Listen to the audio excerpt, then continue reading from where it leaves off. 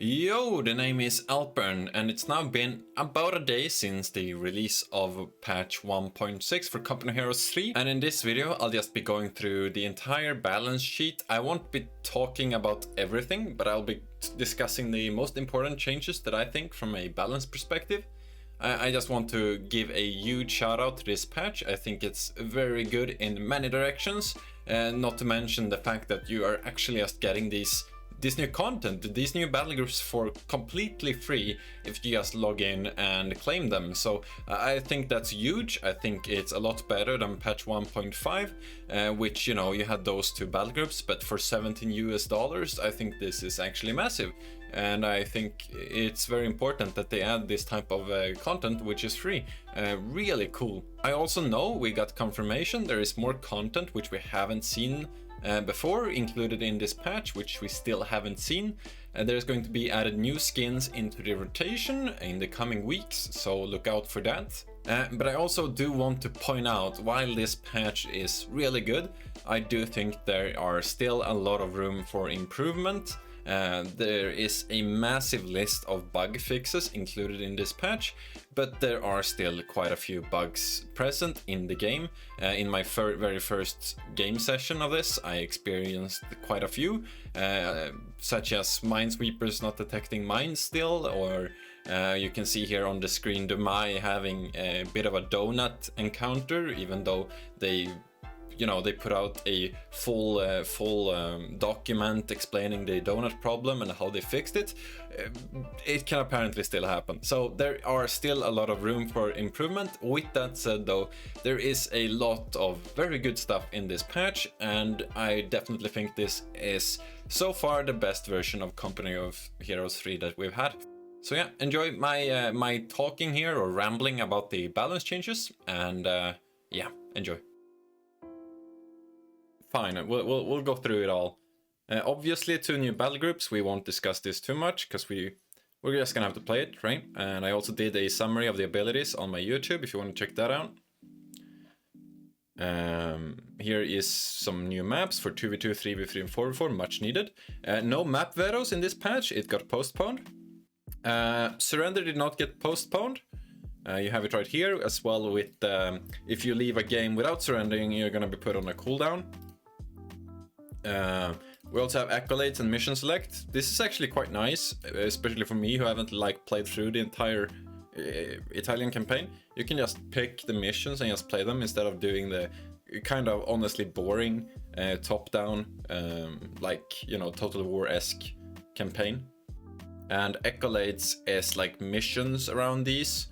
I think it reverts other stuff as well. Man, they should have added skins here, but you can get titles, badges, banners, and merit from accolades, which is like permanent quest type things that you have like 10 levels perfection or something. This is going to be very clear when you launch the game what this is. It's basically like a battle pass, but not a battle pass because you don't pay, it's just there. It's just progression basically.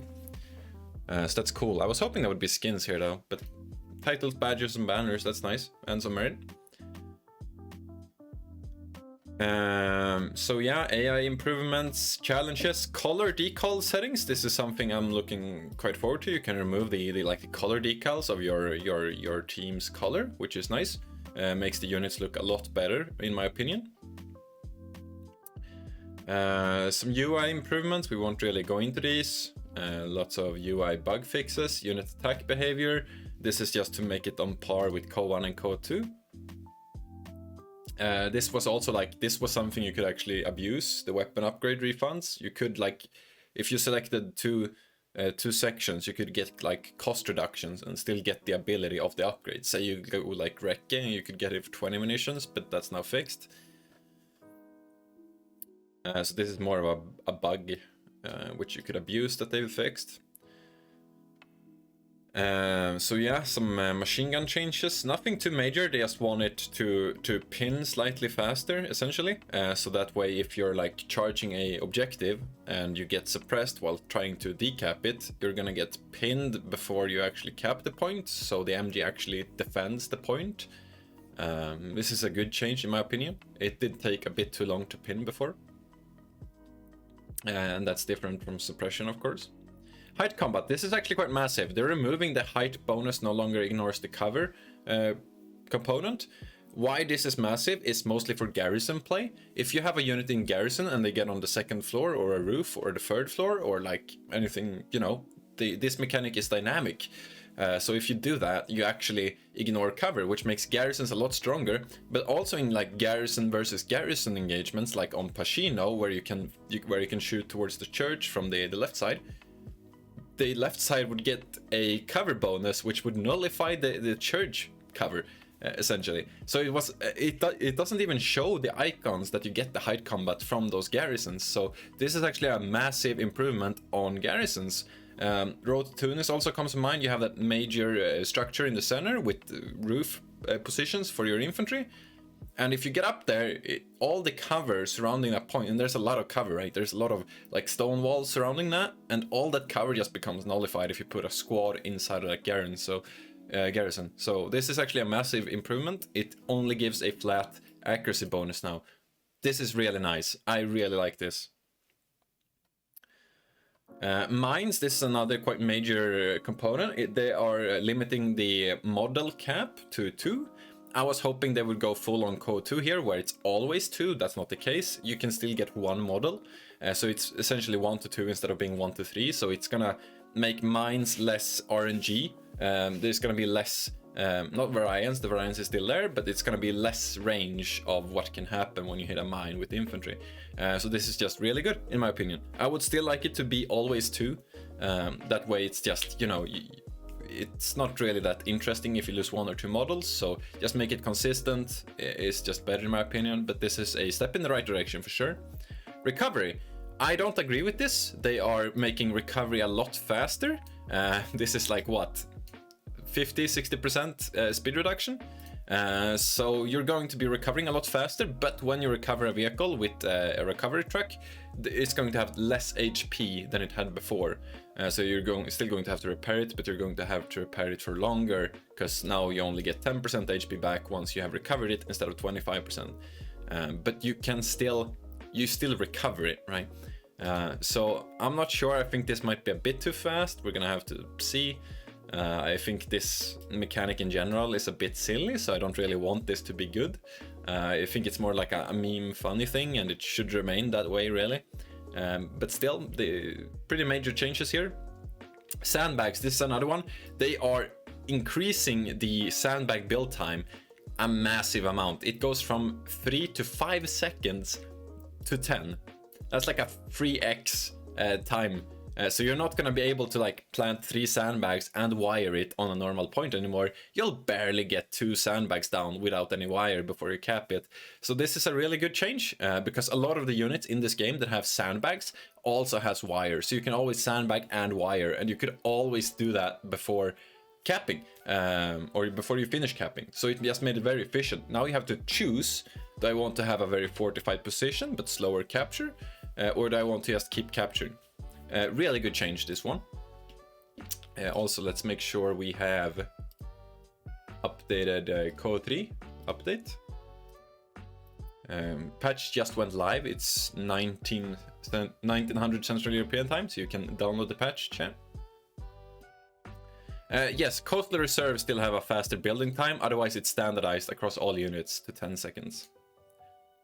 And we know this, model count does not matter on this, so 1 model still will construct the same speed as 5 models, so it's always 10 seconds.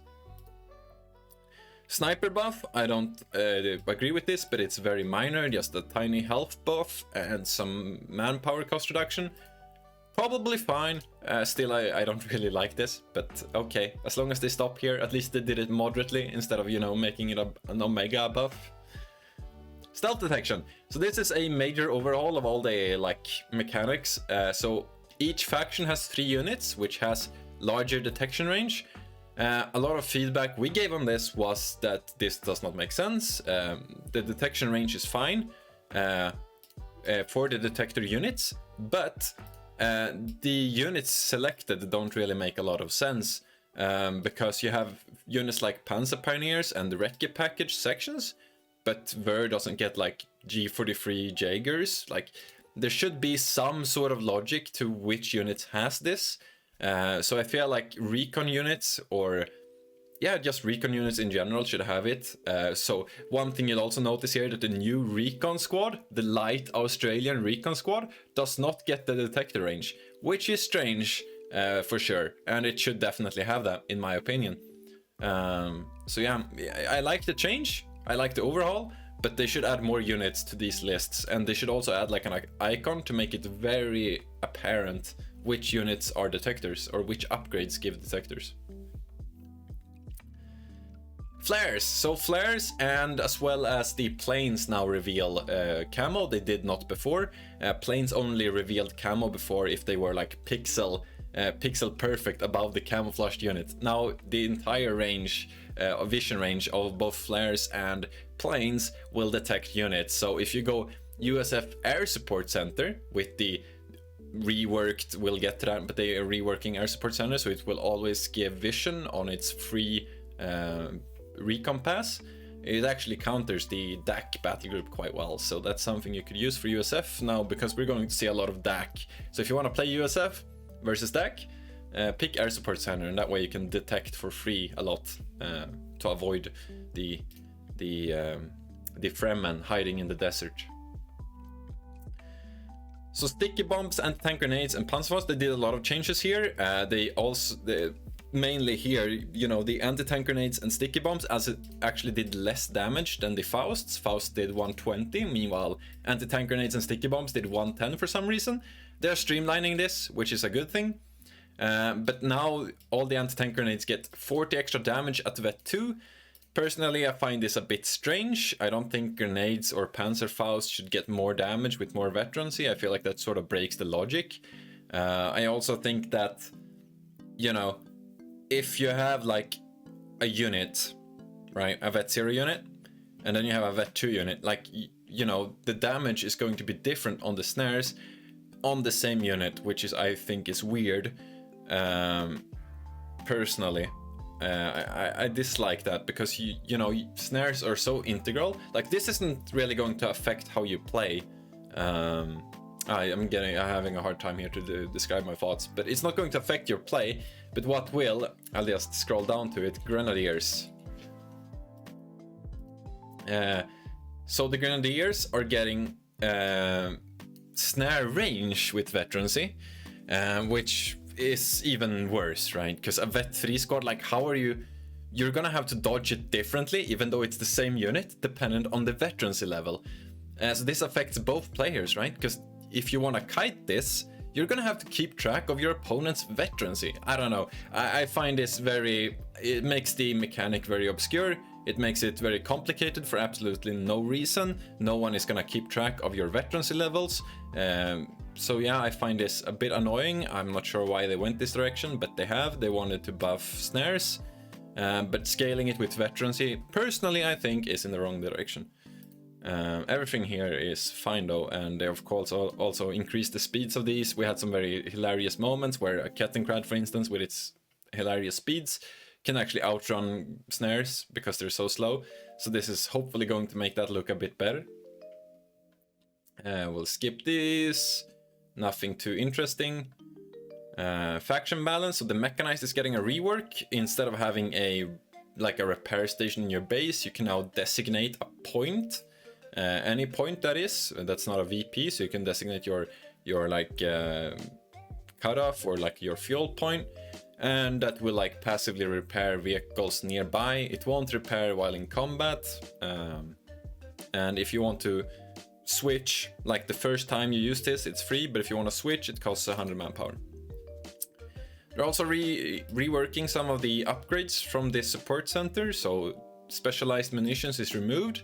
Instead you have rearm and retrofit, which does similar things, but they are also like packaging the smoke upgrade from before into this as well, so it does multiple things. It gives you smokes as well as unique abilities for each vehicle, and notably Hellcat gets its flanking speed from this now. Before it had flanking speed natively. So yeah, I think this ability or this upgrade makes this very attractive. because these are very powerful upgrades for all your vehicles. And then there's just some changes. This one is new. Instead of the smoke screen, you can improve repairs, which is nice. Also makes the designated forward repair station free, apparently.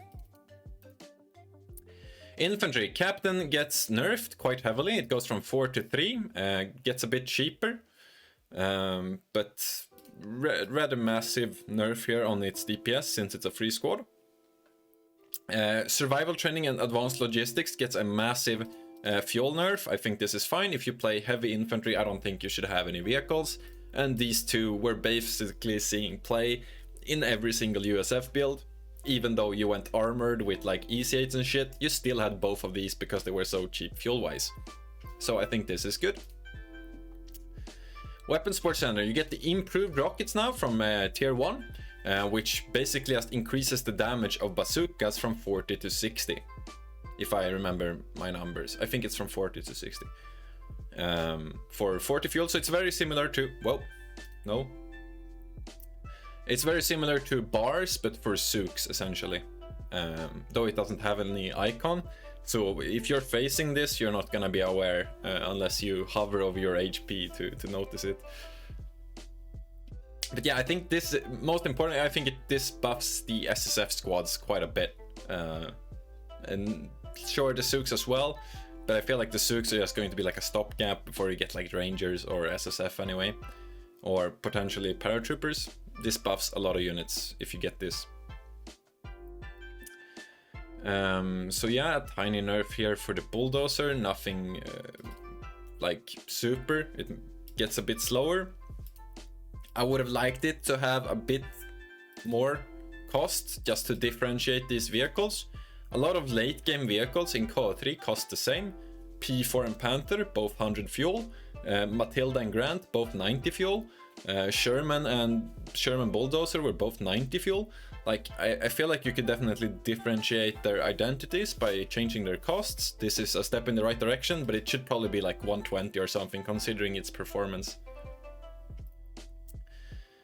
Bazooka, this is the Vet 1 ability. It was very busted. This Vet 1 ability basically forced away every single unit in the game. So at Vet 1 it would force away your Stoßtruppen or your Guastas. Very stupid ability. It's getting a rightful nerf here. It's still going to be useful, it's just not going to be Omega busted. SSF, I don't agree with this buff. I think SSF were fine. And with the Zook, available Zook upgrade as well, I think this is going to be extremely attractive, especially versus DAC, right? You can go SSF, and if you go heavy infantry, which you might not versus DAC, because you're probably gonna want, at least the first 2 weeks, you're gonna want Air Support Center. Just to stop the Lisan Al-Gaib and its freemen hiding in the desert. But I think this might be a bit too much, we'll see. Maybe I'm wrong and these won't see that much play anyway, but I actually thought they were pretty good before. I just thought they were a bit overshadowed.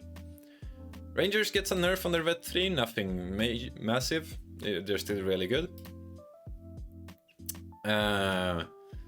Nothing too interesting here, I don't think. Kind of funny how they cost reduce this vehicle. It's still more expensive than an EC8, because EC8 is 330. Mortar pits, this is a massive one. Look at this veterancy change. They're actually like tripling the veterancy across the board. So yeah, it goes from 2k vet to get, or 2k experience to get vet 3 to 7k. And I mean, this just shows how busted the mortar pit was before. But yeah, you know, this is at least going to make this a bit more reasonable. Airborne, the carpet bombing goes to 200 munitions. I still think this is a bit too cheap, but at least, you know, they're moderately changing shit instead of, you know, slapping like 300 munitions on it or something. Thank you, Czechs. P47 rocket run, I kind of want to try this. I feel like 3 seconds sounds very fast, but I don't know. Yeah, they're also... This is wrong, this should be increased, but whatever. This is the new anti-infantry loiter they added to special operations in the last patch. Small typo, but we get the drift here, right? They're nerfing it slightly. British forces, look at this Black Prince armor. 440. 440. More interestingly, the Black Prince competes with the normal Churchill, and the normal Churchill now requires tier 3. You can't call it in anymore. You have to construct it from your tier 3. So since this competes with the Black Prince, and you're gonna be calling in AA Crusaders, I think we're gonna be seeing a lot more Black Princes, because Black Prince is a call-in and does not require tier 3. So yeah. The 15CWT truck, which is the Poleston truck, saw a lot of play recently from Indian, because at 1 CP you can call it in. And now it's gonna be behind Platoon, which is tier 2, which means you're not gonna have this upgrade by 4 minutes anymore. Rather than massive nerf on this, I don't think we'll see Poleston see any play at all, honestly, because it's simply too late after tier 2. I'm a bit on the fence of this. I feel like they could have just increased or reverted the cost buff they gave it. They buffed it to 45 munitions. They could bring it back up to 60 or even 70 munitions would maybe be feasible, just to delay it like 50 seconds or something. But yeah. So yeah, Poleston is probably dead. The med track is still obviously going to be good in team games. Yeah, UKF now gets a bunker natively on your engineers. They can now construct a bunker very similar to the DAC one, which you don't have to upgrade, but will get a machine gun instantly for 250 manpower. Humber gets a very slight nerf. Grant gets slightly more expensive by 10 fuel, nothing massive needed for Matilda, and just very slight tabs. And yeah, of course, the Churchill is now constructible and you can't call it in. DAC, 2.5 ton truck. If you don't know what this is the truck you get when you make a 88. You can now convert it into a med truck. Armored reserves are getting some cost changes, cheaper manpower but heavier in fuel. I totally agree with this. Assault Grants, slight nerf. Bersaglieri, slight buff. P3 hull machine gun. This one is actually a bit more important than one might realize. I did not realize this until I used it, but because it has a higher cone or larger cone, it actually just fires more consistently and faster because it has faster tracking, which increases the anti-infantry performance of this vehicle quite a bit. Very nice. And Panzer Army, which is tier 3, gets a lot more cheaper, which they motivated by saying that tier 3 for DAC is garbage. Meanwhile, all the other tier 3 or tier 4s for the other factions are very strong. DAC is garbage, so they're making it cheaper, and that's good. 100 manpower cheaper is probably more important than the 20 cheaper fuel. But in general, you're going to see a lot more Panzer 3s because they got buffed and they are going to be hitting quite fast. Panzerjägers are getting some nerfs, so it doesn't instantly kill every single vehicle that gets in range of it, so this is good. Also, this. Fuck free abilities, am I right? All of the free abilities are not all, but all the free smoke launchers, even the one for Wehrmacht from Mechanized, they become 25 munitions, which is still too cheap. At least it's not free. I feel like this should be 50 or something, like in CoH3, but you know, one step in the right direction, right?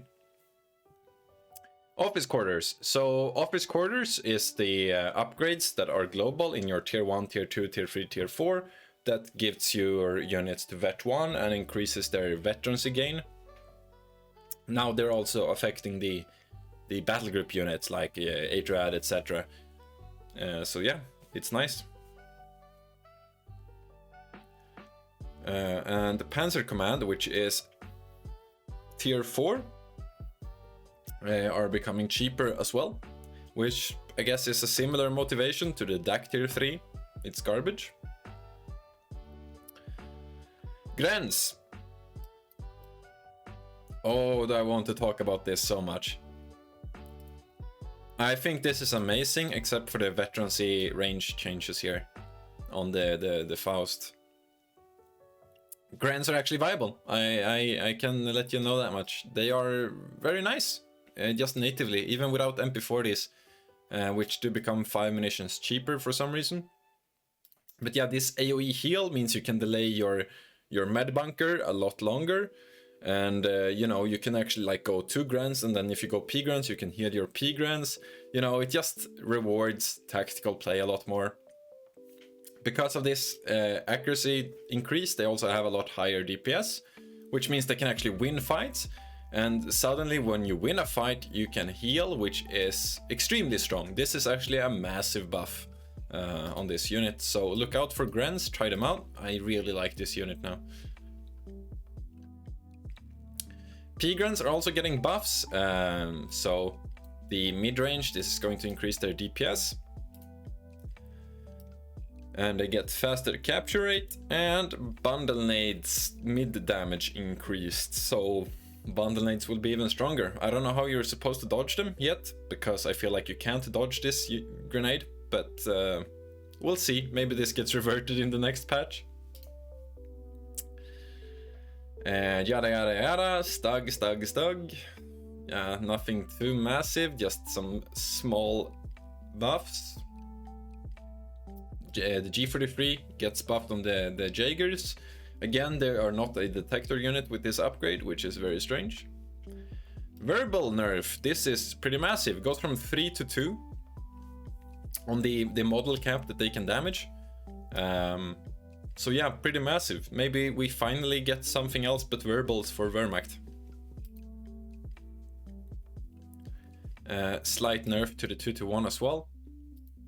Stos actually gets buffed by not a massive amount, 40-minute manpower, one-time cost. And the P4 as well. And the Tiger goes up to 380 frontal armor. I think they're trying to just emphasize here that like shit like Shafi and stuff shouldn't be penning this from the front. This is still a lot less than the Black Prince though. I'm not gonna scroll up to it, but Black Prince is at 440. Panther, no cost changes here, which is very strange in my opinion. I feel like it should be a lot more expensive, but I don't know. This is a tough vehicle because it's also quite bad, but it's a call-in. I don't know, I'm on the fence of this. I would rather they put this in tier 4 and just fix it, because I feel like that's just going to remove a lot of the balance issues of this unit, because I feel like it's either too bad or it's too good, which is the issue with a lot of the call-ins. So I don't know, they're trying. At least mark target now refreshes, which was an issue. If you shot something and you have a mark target for 10 seconds and you shoot it again, it's not gonna refresh, but it's gonna run out like from that first shot. Breakthrough. They're doubling duration of this ability, which is quite insane. I feel like they could have gone somewhere in between. It's not too impactful like it was on launch, where it like insta-caps everything, but it's still a 90 seconds duration, which is a long time. Especially when a game lasts like 15 minutes. You know, if you use this 3 times, you're gonna have faster capping for like what, 30% of that game. So yeah. Italian coastals, DDL, fuck yeah. No longer heals or repairs, fuck yes. Can I get a fuck yes in chat? Fuck yes, get rid of this ability. Very nice, I like it, very nice. Yes, mechanized assault battle group. Oh yes, Stosstruppen, 1 CP faster. Maybe you can rush out Stosstruppen. Interesting, I'm very curious. Mechanized smoke, 25 munitions as I mentioned. Regals now actually work. And yeah, that's it. A lot of bug fixes, I'm not gonna go through them, but that's the patch. So yeah, as I mentioned before, I like this quite a bit. They've changed some of the stuff from our feedback, which is very good. Not all of it, of course, but you know, they had quite short time on it, so maybe we'll see more from that in 1.7. But yeah, mostly good direction. Some things like the snare changes based on veterancy I really don't like. Some of the call-in changes are a bit weird, but overall good. I would have liked to see a bit more nerfs to some of the light vehicles, like the 8 Rod comes to mind, where I just don't like its performance. But yeah, that's it. Rate the update. This is probably the best patch we've had so far, but I feel like most of the patches have been quite terrible. So in terms of patches, this is probably the best one, but I'm also a bit worried. The DAC battle group I think is going to be extremely oppressive. I think it's going to be horrible to play against, and I think it's going to be way too strong. The British one is interesting, but I don't like the emplacements. At the same time, that's not the focus of that battle group, but I feel like the Archer is going to be pain to face. It's also a call-in, which is arguably fine because it hits quite late. At the same time, there's been a lot of other changes. Sandbags, for instance, got heavily nerfed, so you can't insta-plant sandbags with your grens everywhere, which is very good. It's going to make them perform a lot worse versus rifles, for instance, because every engagement is not going to be behind sandbags for the grens. But these buffs means they can actually compete with allied infantry. But there is a lot of nuance, so we're going to have to just play and see what happens, right? But this definitely makes them viable, which I think is very important, because so far Grenadiers have just been dog shit, except for the occasional patch where MP40s have been really good. So I like it.